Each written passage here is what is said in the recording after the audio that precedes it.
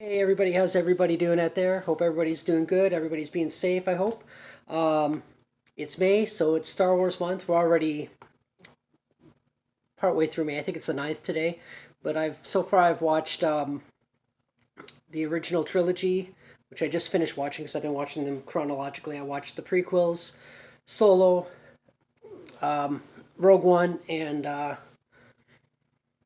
the original trilogy. And right now I'm just gonna do. I did a review the other day on episode one. It was a little bit rough, but hopefully this one will go a little bit better. I haven't really had a lot of sleep because my allergies are killing me. So anyway, I'm gonna do. I'm gonna do two and three at the same time instead of breaking up because I'm also watching the Ewok movies. So that's gonna be 13. That'll be 13 videos, which is a little bit more than I feel like doing because I'm lazy. And I guess let's just I'll start talking about the movies. Two things I forgot to mention about when I did my quick review on Phantom Menace. Um, I completely forgot to mention it. I really hate the Metachlorians. That was something I didn't mention. So I talked about the things I hated and the things I liked. The Metachlorians, just like most like Star Wars fans, stupid. It's just stupid. It almost negates everything that was talked about in the original trilogy about the Force being a power that circles us all and et cetera, et cetera, et cetera, between you and the Rock and this and that. And but one thing I also didn't mention is I love the soundtrack. The prequel soundtrack is it's really well done. It's just as good as the original soundtrack.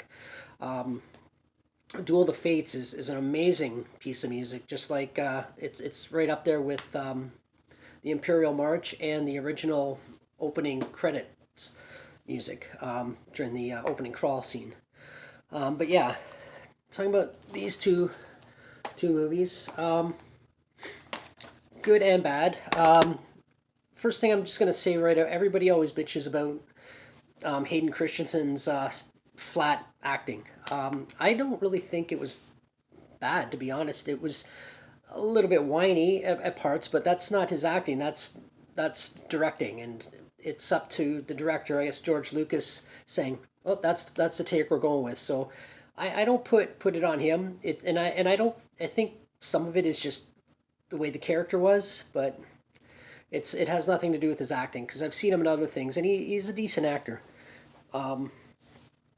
But also a lot of the other actors, their acting was stale. Like Samuel Jackson, a lot of his lines are pretty like monotone and not really a lot of emotion. And he's an emotional actor. Like when he's screaming motherfucker in every movie that he's pretty much been in, with the exception of this and the Unbreakable Mr. Glass character, he's animated. He's always all over. He's full of emotion. Just watch him in Pulp Fiction. He's up and down. He's all over the place. So and same with Natalie Portman. She's an excellent actor too. Like you see her personality and all her moods and everything else and things she can portray when she's on the screen. And in this movie, she's very flat, and a lot of the dialogue is a little bit cheese. And that was the other thing I wanted to talk about too. Is or mention, yeah, the a lot of the conversations between Padme and Anakin are pretty. Everybody is pretty much on board about how they're not good. They're just kind of flat. They're boring. I hate sand. It gets in everything. It's and just it's like because I'm in love. It's because I'm so in love. Oh, shut the fuck up. All right, just get on with the space battles and lightsaber fights. I don't watch a Star Wars movie for this crap. But all in all, though, I actually do enjoy the prequels. They've grown on me. When I first saw them in the theaters, I was just excited to see a new Star Wars movie. So they could have been the worst thing I've ever seen, and I still would have liked them. But then after watching them a couple times, it was just yeah, okay. But now that I hadn't watched them in a long time and I've gone back, it's not as bad as I remember. So I actually did enjoy sitting through them again. I said the soundtrack is really good. One thing that I kind of noticed about this when I watched all six of the like the prequels and the originals is Vader, well, Anakin turning to Vader, but his personality is so different. Even the way he talks, like just some of the lines he says as Vader, and then some of the way he talks as Anakin, even after the last half of the movie, last third of the movie, that he's now turned to the dark side. He doesn't talk like Vader. He still talks like Anakin. Anakin, only angrier. So that's one thing that always kind of makes me like, okay, well, that could have been done a little bit better. Could have been scripted a little bit better. I don't know. I'm not a filmmaker, but just as someone who watches a lot of movies, that's just my opinion. I don't think the character, he doesn't sound like the same character.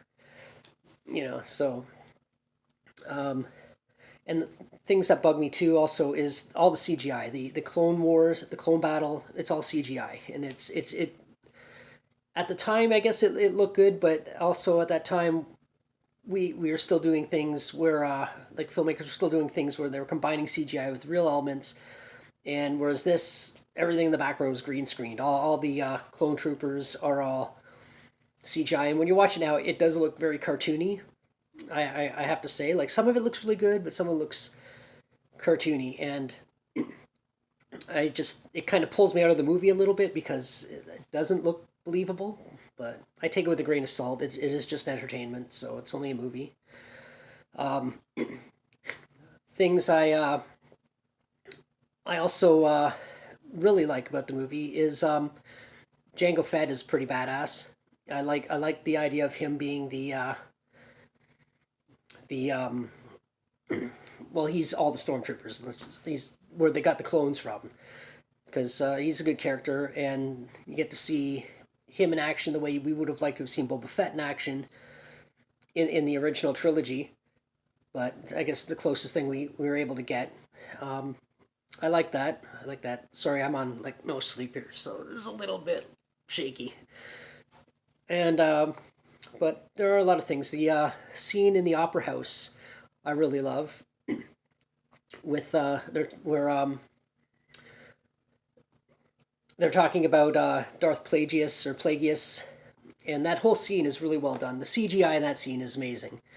And sorry, yeah, Palpatine is talking about all that, and it's a good story. It actually, you can kind of see the gears turning a little bit in Anakin's head, and he's sort of switching over, and you can see the different personalities of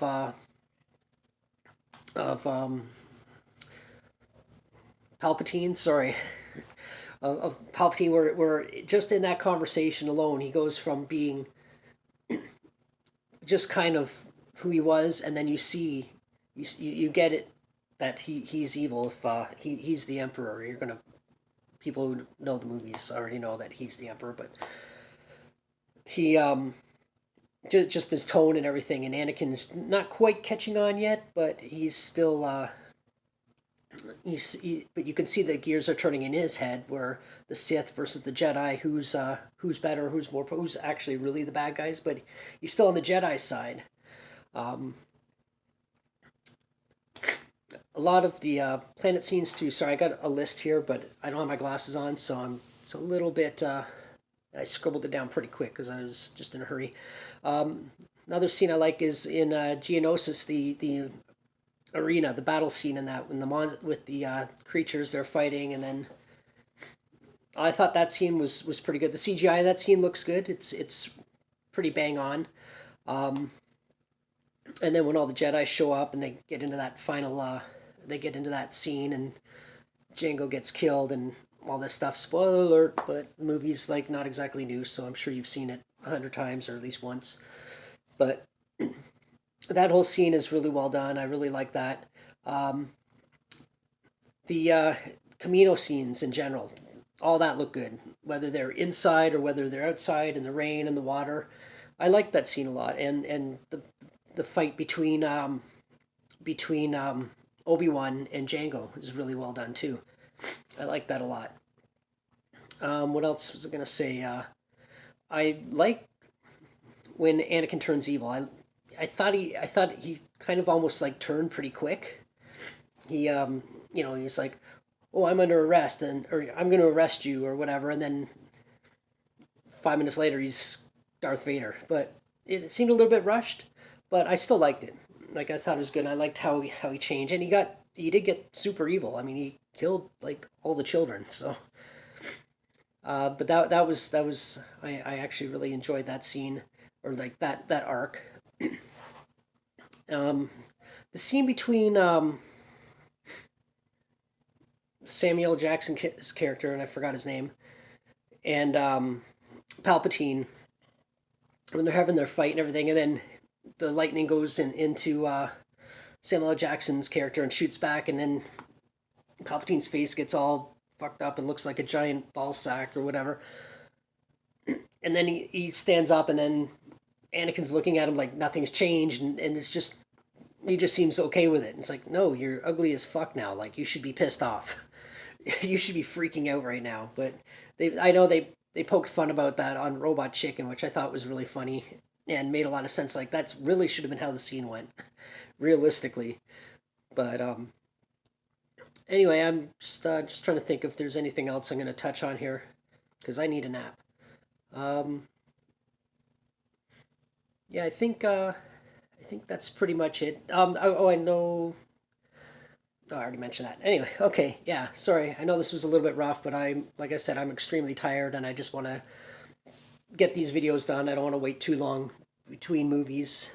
Otherwise, I'm not even going to remember what my notes are. Anyway, that's all I got to say about that. Feel free to thumbs down this video, because I know it's really rough and really crappy sounding. But I just thought I would just want to talk about it anyway.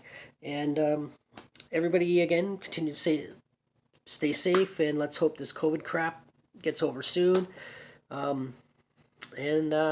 Yeah, all the best, and until the next one, which should hopefully be better than this. Hopefully I'll have had some sleep by then.